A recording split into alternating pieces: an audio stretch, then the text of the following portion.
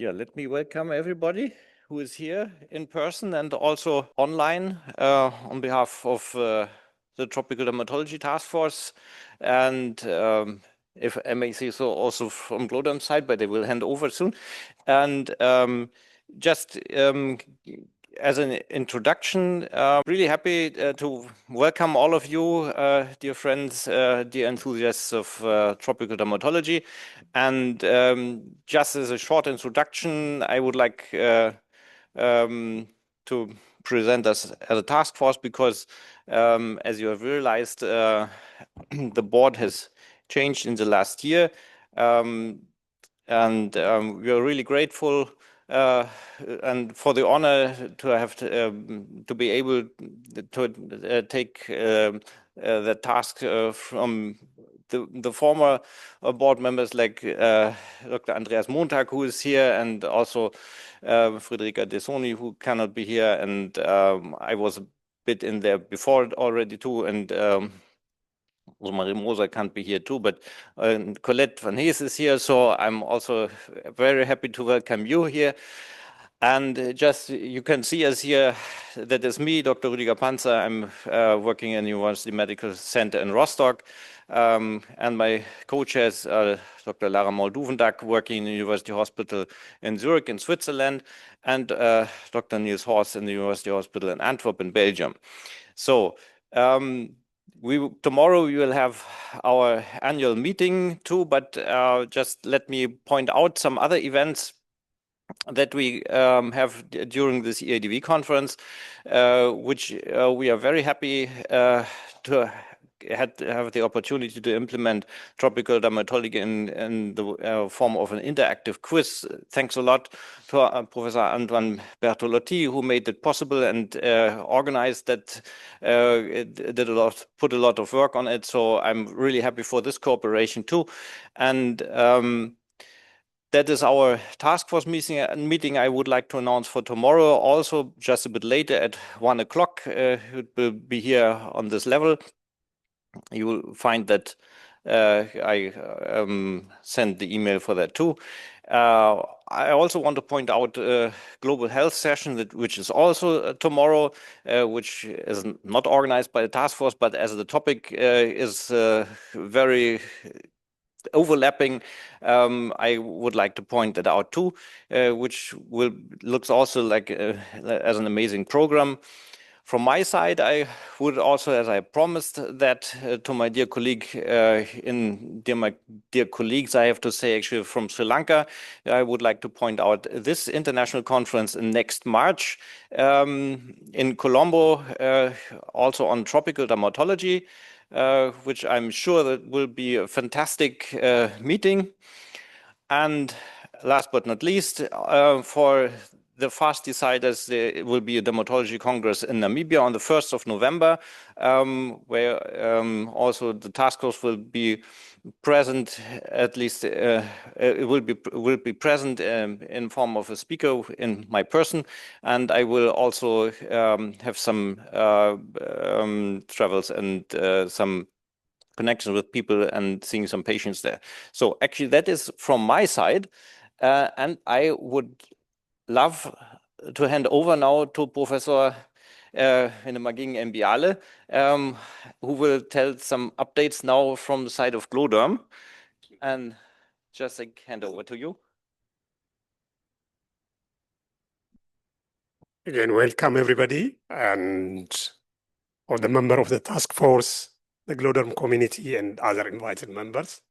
My name is Wendemagegn Enbiale, and I'm just going to give you like 7-10 minutes brief on GLODERM. Most of you know what we are doing on the GLODERM community. We're happy to work with the task force, and I think thank you for giving us the opportunity actually to work with you. And in general, GLODERM is the International Alliance for Global Health Dermatology, and I'm going to talk about just what's GLODERM and what are the programs we are having. And so in the GLODERM, when it started with the agenda or with the in 2000. 2018, actually, Dr. Claire and Esther has come with the idea of starting this GLODERM community. And the primary purpose is actually bringing advocacy, especially the global health or global dermatology advocacy, to the community where it deserves, and especially to the dermatologists who are working on the middle and lower income countries. So since 2022, the GLODERM started to have a mentorship program. So GLODERM, when it has started with three main pillars. The first thing is mentorship program, and the second thing is actually giving training, and the third thing is actually supporting either the dermatologists or those change makers with some seed money and also the mentorship program. So the first, our flagship is the mentorship program. So as you can see, the mentorship program started in 2022, and practically the mentorship program is connecting young dermatologists with experienced global health advocates, global health dermatologists to get to share experience. And it is a deductive 1 year, one-to-one mentorship program. And most of those young dermatologists, they work, all of them, they work with the community. They have some idea, but they have some problems in how to really expand their idea or how to reach their community. So this is actually where the GLODERM is working, and it started with 7 Menity in 2022, expanded to 12 Menity, and currently we have the 4th mentorship program. And so for this mentorship program, so for this 4th cohort of Menity, we have also mentors, as I have said. You can see their face here. Most of them, actually, I don't need to introduce. These are the giant of global health dermatologists dedicating their time and their knowledge to the change makers.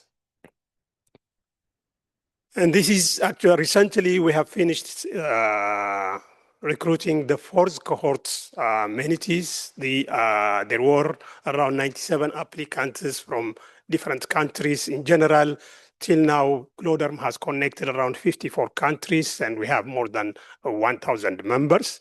So the selection of 12 from this 97 project was a bit difficult. Most of them have come with a very great idea, but the most important thing about GLODERM is just to create those seeds of dermatologists who are public health advocates. So in addition to this, GLODERM is also start to work actually since last year, if I'm not mistaken, with expanding the dermatologic programs, especially because most of our Menity, they work with the in task shifting, working with the local health workers in expanding skincare access. But in addition to that, GLODERM has come up with the idea, just why not also support those countries, especially who has created or who are creating the dermatologic training program. But for the Menity also to start their public health work or working with the community, we have the access grants, which usually is around 20,000 USD, and to start their project. And most of those projects were very successful in the community, which has led to expanding to the other projects. In addition to that, we have, as I said, the dermatologic training programs. Currently, we call it the SEED program. We work in around 7 countries or 7 dermatologic training programs from South America to the Solomon Island. Additionally, GLODERM has a training committee with monthly seminars and with podcasters, and also some seminars, especially on hot topics. And I think which is free to access in the GLODERM website. And this month, next week almost, we have the alopecia awareness series, and for the alopecia day. And you can go also on the website. You have the podcasters. Usually, the podcasts are worked up with the volunteers about the skin health and those asking people who are working around. It's not only dermatologists, it's also people who are working around skin health. And we have a membership. Currently, as I said, we have around 1,000 members, and you can easily apply to be part of the training committee, also to the membership. The training committee till now is led by young resident dermatologists, but even dermatologists are welcome here.